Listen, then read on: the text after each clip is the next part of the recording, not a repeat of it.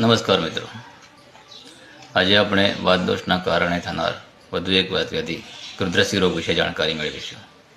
તેની સરખામણી modern medical સાયન્સના સાયટિકા રોગ સાથે કરવામાં આવે છે.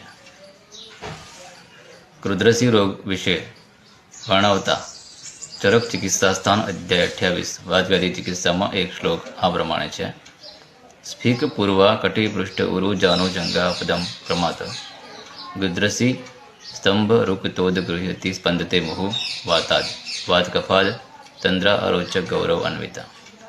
એટલે કે કૃદ્રસીમાં કમરથી દુખાવોની શરૂઆત થઈ ક્રમશઃ પગના પાછળના ભાગમાં સાથળ, ઘૂંટણ, એડી અને પગના પંજા સુધી દુખાવો થતો હોય છે. તેમાં જડતા આવે છે, સોય ભોકાતી હોય એવી પીડા થાય છે અને ટિંગલિંગ સેન્સેશન પણ જોવા મળે છે.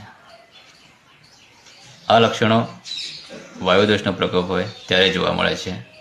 જો સાથે કફદોષનો પણ પ્રકોપ હોય તો શરીરમાં ભારેપણું, અરુચિ અને તંદ્રા જેવા લક્ષણો પણ જોવા મળે છે.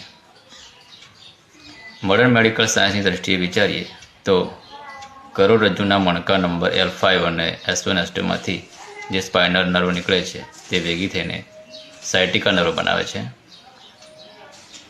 આ મણકાઓમાં વચ્ચેની ડિસ્ક પર કોઈ કારણસર પ્રેશર આવતા, ગાદી ખસી જતા કે ફાટી જતા સાયટિક નર્વ પર પણ પ્રેશર આવે છે અને દુખાવો થાય છે. તેને સાયટિક રોગ કહેવામાં આવે છે. તેમાં SLR સાઇન પોઝિટિવ આવે છે. આયુર્વેદમાં તેની ચિકિત્સામાં શિરાયુધ કરવામાં આવે છે, અગ્નિકર્મ કરવામાં આવે છે અને વાયુદોષનો પ્રકોપ હોવાથી અનુવાસન અને નિરોગસ્તીઓ આપીને પણ કૃદ્રસી રોગની ચિકિત્સા કરવામાં આવે છે. Thank you.